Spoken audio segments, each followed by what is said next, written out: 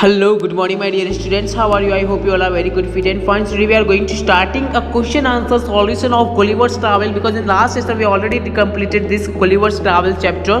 Now we are going to complete their questions answer sessions here in the textbook solution. We have to complete first, then we are going for that workbook solution. To start with the first one, that why did the captain send the man to the land? So we can say that the captain sent the man to the land to look for water. Okay. Now second one, why did the man rush back to the ship? So we can say that the man explored the land but saw no river or no any inhabitant on the land, so they rushed back to the ship because they were chased by a one big giant. Okay, so in this way you can write answer from this here.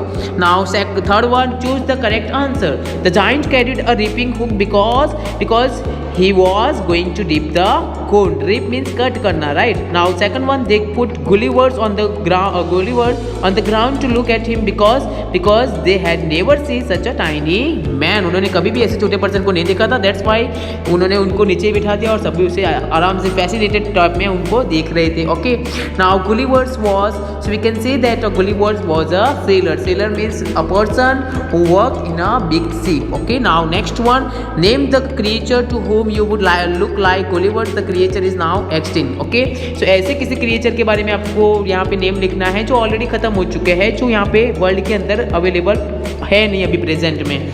So the word begin with the letter D. So D for dinosaurs. The dinosaur is not live extinct here. Okay, extinct means जो अभी यहाँ पे नहीं है, जो खत्म हो चुके हैं. So the word begin with that is a dinosaur. Now question number 5 from the text, write the sentences that tells you the following. The giants, तो हमें यहाँ पे ऐसे sentences हमें यहाँ पे लिखने हैं जो ऑलरेडी स्टोरी के अंदर दिए गए हैं और ये जो हमें यहाँ पे sentences दिए गए हैं उनका मतलब हमें वहाँ पे बता रहे हैं. So the giants reapers were fascinated by Gulliver. So we can say that no, they all sat on the ground to take a good look at me. Okay, so that sentences from the story we can say that the giant reapers were fascinated by Gulliver. Now Gulliver was learned man. हमें कैसे पता चलता है कि Gulliver बहुत ही intelligent person है? So we can say that when Gulliver moved slowly backward and forward and made a low bow. So we can say that in that way we can say that the Gulliver was a learned man. Now the farmer's son thought Gulliver was a toy. Farmer का जो सन था उसे कैसा क्यों लगता है कि ये गुलिवर एक टॉय है? कौन से सेंटेंस से हमें ये पता चलता है? तो so we can say that on seeing me the child grabbed me from the table and put into his mouth. So that is the story part. We can say that the farmer's son thought that Gulliver was a toy. The farmer's wife was a kind-hearted woman. The later she put me on her own bed and covered me with a handkerchief. So we can say that she was a very kind-hearted woman. Okay. Now read the following sentences carefully. Some sentences are given here. The giant farmer voice was as loud as a bellowing trumpet. Okay, कि जो giant farmer था उसका voice कैसा था? Trumpet. Okay, जो trumpet मतलब जो किसी जोर से आवाज़ होती है ना. In that way, the giant farmer voice as a louder as a thunder. मतलब उसकी आवाज़ कैसी थी? जो giant farmer था जैसे कि बिजली की कड़कने की आवाज़ होती है ऐसे ही उसकी आवाज़ थी.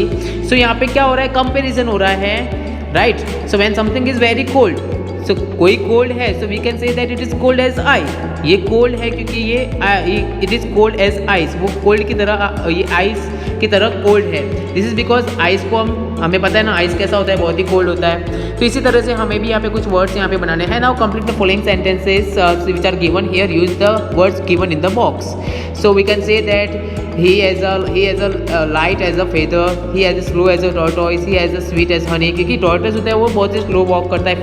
feather कैसा होता है? बहुत ही लाइट होता है. एंड honey कैसा होता है? बहुत ही स्वीट होता है. In this way snow is white in color, ox is very strong, night sky का देखा है ना आपने, नाइट में स्काई कैसी हो जाती है? ब्लैक हो जाती है ना. In that's way.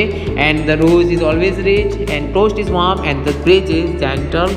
Now next one, the old man's hair is as white as snow, his feet were as cold as ice and the newspaper boy was as old as a tortoise. Okay, क्योंकि वो slow कैसे, कितना newspaper boy was as slow as a tortoise, वो बहुत ही slow चल रहा है. Now I felt as light as a feather after exercising. Now create our own words. हमें कुछ और कंपेरिजन वर्ड्स बनाने हैं. For example, he as as tall as a tower. हम टावर भी लिख सकते हैं या फिर ट्री, दोनों टॉल ही है. कुछ भी आप और भी अपने वर्ड यहाँ पे यूज़ कर सकते हो. As fast as a rocket, a rabbit, a leopard, कुछ भी आप यहाँ पे यूज कर सकते हो. He as a high as the sky, high as a kite. He is angry as lion. He is tiny as an atom, and an atom means smallest part of the world. जो सबसे दुनिया में सबसे छोटा part होता है ना वो एटम का ही होता है, इसलिए मैंने यहाँ पे एटम लिखा है। जब आप हायर स्टैंडर्ड में जाओगे तब इसके बारे में आपको पता चलेगा। नाउ एंड मीन्स छोटी सी चींटियाँ। Now as brave as lion, okay. Now there are many reasons why something happen. For example कोई भी कुछ भी चीज़ होता है तो उसके पीछे कोई ना कोई रीज़न रहता है। Gulliver could not climb the fence because every step was 6 feet high. तो ये गुलिवर वहाँ पे फेंस को पार नहीं कर पा रहा था बिकॉज वो सीढ़ियाँ बहुत ही 6 फीट लंबे थे। यहाँ फिर हम कह सकते हैं कि जायंट्स कमिंग टुवर्ड्स हिम, बहुत बड़ा क्रिएचर उनके सामने आ रहा था और ही रेन टू हाइड हिमसेल्फ, वो खुद को छुपा नहीं पा रहा था, राइट। तो दिस इज द रीजन। तो सभी पीछे कोई भी इवेंट होती है तो उसके पीछे कुछ ना कुछ रीजन रहता है। तो हमें यहाँ पे 2 पिक्चर दिए गए हैं और हमें उसके रीजन देखने हैं। फॉर एग्जाम्पल पहले पिक्चर को हम देखते हैं तो हमें ये पता चलता है कि एक डोर है, उसके बाहर लिखा हुआ है प्ले कैंसल, मतलब ये कोई थिएटर का डोर है। तो प्ले कैंसल है मतलब actor were not available for the play, ये भी हो सकता है, ये रीजन हो सकता है। या फिर timing of play got change, time भी चेंज हो सकता है। या फिर some accident in the background, back stage में कुछ एक्सीडेंट होता है तो भी ये प्ले कैंसिल हुआ हो। तो सेकंड पिक्चर में हमें दिख रहा है कि एक कपल है जो कि वॉक कर रहा है। So the couple walk wanted to spend some time together, ये भी हो सकता है उसका रीजन, इसलिए ये साथ में वॉक कर रहे हैं। It was a cold night, हमें देखो मून ऊपर दिख रहा है ना, तो ये नाइट है मतलब कूल नाइट है, तो वो साथ में वॉक करने के लिए निकले हैं। या फिर डॉक्टर ने उनको सजेशन करा हो एक्सरसाइज के लिए भी वो निकल सकते हैं, कुछ भी आप रीज़न यहाँ पे लिख सकते हो। Look at the following example. I was trying to climb over the fence when the giant saw me. The farmer's wife was stroking the cat when her 1-year-old son entered. तो ये 2 sentence है और दोनों past tense है। तो ऐसे ही हमें कुछ भी इवेंट होती है तो इसके पीछे पास्ट टेंस कुछ भी हम यहाँ पे ऐड करेंगे मैच द फॉलोइंग के अंदर। तो कुछ वर्ड यहाँ पे मैंने ऐड करे हैं तो आपको यहाँ से कलेक्ट कर लेना है and write down that all the words in your, this is all the sentence in your textbook. Okay, so now we are going to ending here. In next session we will meet and talking about the further information related to the questions answers of this Gulliver's Travels. So till then, bye bye, take care.